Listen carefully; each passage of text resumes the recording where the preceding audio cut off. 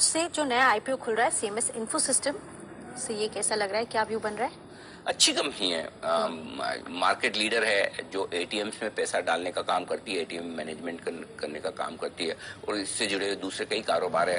और न सिर्फ ग्राउंड लेवल पर एटीएम मैनेजमेंट का काम करती है, बल्कि अब आईटी स्पेस में भी टेक्नोलॉजी सॉल्यूशंस देने में भी कंपनी काफी एग्रेसिवली आगे बढ़ रही है। तो दोनों तरह के बिजनेस है, एक brick and mortar ground level का बिजनेस है, दूसरा एकदम टेक्नोलॉजी ड्रिवन बिजनेस है, और दोनों का कॉम्बिनेशन है।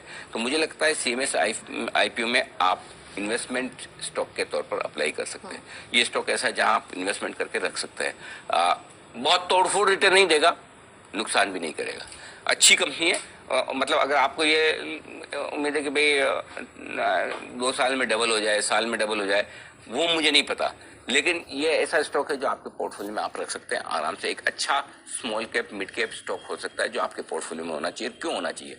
जो काम ये कर रहे हैं वो मार्केट लीडर है। सबसे बड़ी चीज क्या होती है, जब छोटी कंपनियों में आप पैसा लगाते हैं तो आपको यह देखना चाहिए कि छोटी कंपनियों में सबसे बड़ी रिस्क कंपटीशन की होती है। और अगर कोई छोटी कंपनी किसी प्रोडक्ट में या किसी बिजनेस में जिसमें वो काम कर रही है उसमें मार्केट लीडर है, तो फिर उसके बड़े बनने की ताकत होती है, क्योंकि लीडरशिप उसके पास है जो इसके पास में। तो सीएमएस में सबसे बढ़िया चीज एक ही है। दूसरा, प्रोमोटर्स का ट्रैक रिकॉर्ड बहुत अच्छा है, इसमें कोई डाउट नहीं, दोनों तरह का। क्योंकि जो इनके वो साइन इन्वेस्टमेंट करके जो प्रोमोटर है वो बेरिंग्स पी का फर्म है। तो बेरिंग्स प्राइवेट इक्विटी तो हम जानते ही हैं, बहुत बढ़िया प्राइवेट इक्विटी फर्म है। प्लस जो प्रोफेशनल मैनेजमेंट है, कल राजीव कोल साहब और जो आए थे खंडेलवाल साहब, अच्छा मैनेजमेंट है जो डे टू डे ऑपरेशंस देख रहा है, और पुराना ट्रैक रिकॉर्ड है कंपनी का। प्रमोटर्स 2 बार बदले, लेकिन मैनेजमेंट इतना स्ट्रांग है कि कोई भी प्रमोटर रहे कंपनी की परफॉर्मेंस दमदार आती है। फाइनेंशियल ट्रैक रिकॉर्ड देखेंगे आपके मुंह में पानी आएगा। इतनी बढ़िया company, continuous profit making, 0 date, ठीक है, फ्री कैश फ्लो मजबूत, ठीक है। उसके अलावा जितने कैपेक्स किए कभी उधार लेने की जरूरत नहीं पड़ी, खुद की इंटरनल जो कमाई हो रही उसी से कैपेक्स करें।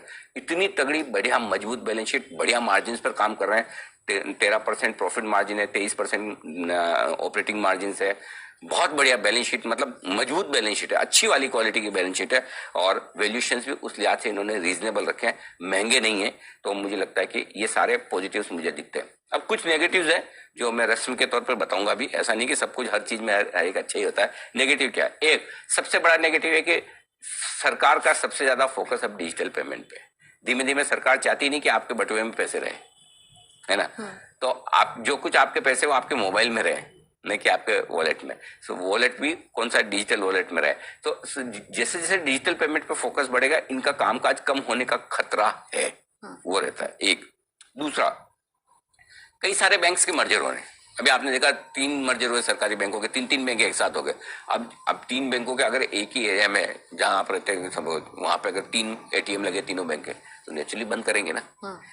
तो वो मर्जर जो होने जा रहे हैं और होंगे भी, उससे हो सकता है नंबर ऑफ एटीएम। अब इसमें कहने के लिए हम ये कह सकते हैं कि नई जगह खुलेंगे, वो बात भी सही है, वो कॉम्पनसेट होता है, लेकिन फिर भी बैंकों के मर्जर से थोड़ा सा एक हो सकता है। और तीसरा ये कि जो इनका बिजनेस ऐसा है कि एक से दूसरी जगह कैश लाना ले जाना, एटीएम पे सिक्योरिटी गार्ड बिठा के मैनेज करना, ये थर्ड पार्टी जो सर्विस प्रोवाइडर है बाहर वालों पर डिपेंडेंट है, क्योंकि खुद तो कर नहीं सकते। तो उनके लिए वो, और लूटपाट भी होती है, कंप्लेंट्स भी होती है, ये सब चलता रहता, पार्ट ऑफ लाइफ है। तो कल मैं पूछ भी रहा था, तो जितना बड़ा कैश मैनेजमेंट करते हैं उसके सामने थोड़े बहुत तो होता ही है। तो ओवरऑल ये आपके लिए हल्के फुल्के नेगेटिव, कोई खास ऐसे नेगेटिव नहीं जिसकी वजह से मैं पैसा लगाने के बारे में ना सोचूं। तो मुझे ऐसा लगता है कि ये आईपीओ है जिसमें पैसा लग